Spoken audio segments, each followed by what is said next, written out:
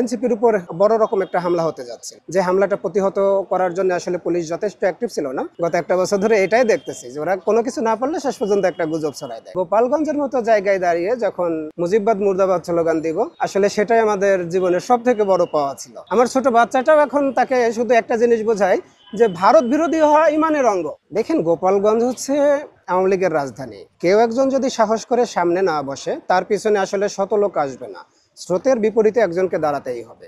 ওখানে শত শত চেয়ার ছিল, কিন্তু রাস্তার দুই পাশে হাজার হাজার লোক ছিল, কেউ একজন এসে বসার সাহস করে নাই।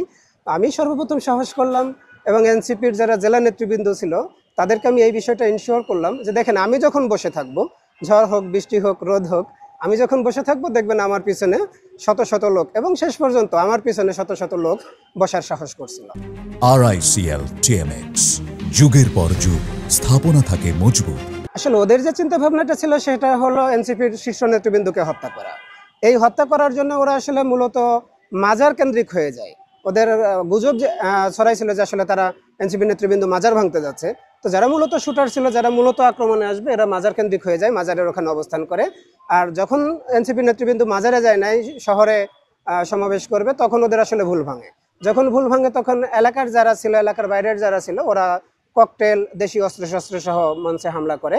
এবং এনসিপি নেতৃবৃন্দ যখন সমাবেশটা শেষ করে ফেলে, আসলে ওরা মাজার থেকে শহরে আসার মতো যে সময়টা, ওই সময়টা আসলে ওরা ব্যালেন্স করতে পারে নাই। আসলে পূর্ব পরিকল্পনা আগে থেকেই ওদের করা ছিল, কিন্তু কলকাতা থেকে যে আদেশগুলো আসতেছিল এবং সেই আদেশগুলোকে যারা বাস্তবায়ন করতেছিল, এরা আসলে ধোঁয়াশার ভিতর ছিল।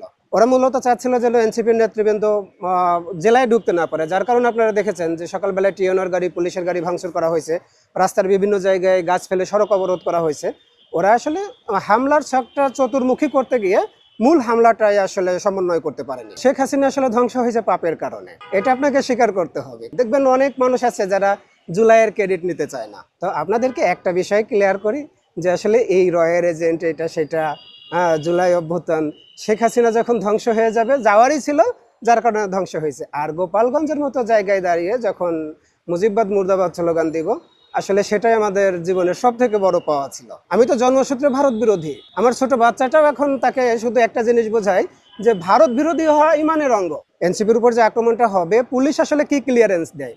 তো তারা এসপি স্যারের সাথে যোগাযোগ করছে, এসপি স্যারের সাথে মিটিং করছে, এবং কেন্দ্রীয় নেতৃবৃন্দকে এই আশ্বাসটা দেওয়া হয়েছে যে তাদের উপর কোনো হামলা হবে না। যখন পুলিশ এই ক্লিয়ারেন্সটা দিছে, তখন আমার সন্দেহটা আরো বেশি দানা বাঁধে। পুলিশ আসলে প্রোটেকশন দেওয়ার কথা, সেই পুলিশের ভিতর থেকে যখন এই আন্দোলনে সহযোগিতা করবে, তখন আসলে আমাদের মতো দু একজন মানুষ নিজের জীবন বাজি রাখা ছাড়া আর কোনো উপায় নেই। পুলিশের নীরব ভূমিকা এবং সহযোগিতা দুটোই ছিল। সে বিষয়টা এখন ক্লিয়ার করতেছি না এই কারণে যে ওখানে যথেষ্ট মামলা হয়েছে, বেশ কয়েকটা মামলা হয়েছে, স্বাধীন তদন্ত কমিশন গঠন হয়েছে। এখন যদি আমি তথ্য বিভ্রাট করতে যাই কিংবা তথ্য দিতে চাই, সেটা আসলে তদন্তের উপর যথেষ্ট প্রভাব পড়বে। আমি আসলে এনসিপি করি না, কিংবা এনসিপির সাথে আমি যুক্ত নই। তবে ফ্যাসিস্ট বিরোধী যারা আছে তারাই আমার আপনজন। গুজব লীগের যে গুজবটা ছিল, আসলে আমরা রয়ের এজেন্ট, আমরা কিলার, আমরা শুটার, এভাবেই ছিল। আর এনসিপির সমাবেশে যাওয়ার মূল যে কারণটা ছিল, ইতিমধ্যে আমি এগুলো ক্লিয়ার করছি আপনাদের মাধ্যমে। এনসিপির উপর বড় রকম একটা হামলা হতে যাচ্ছিল, যে হামলাটা প্রতিহত করার জন্য আসলে পুলিশ যথেষ্ট অ্যাক্টিভ ছিল না। আমি আসলে নিজের দায়িত্ব থেকে, যেহেতু দীর্ঘদিন ওখানে পুলিশের দায়িত্বে ছিলাম, নিজের দায়িত্ব থেকে আসলে আমি এনসিপিকে সেভ করার জন্য, তাদের উপর যে আক্রমণটা হবে সেই আক্রমণটা বানচাল করার জন্য ওখানে উপস্থিত ছিলাম। ওরা আসলে আমাকে ভয় পায়, ওদের ভয় থেকে আসলে এটা শুরু করছে।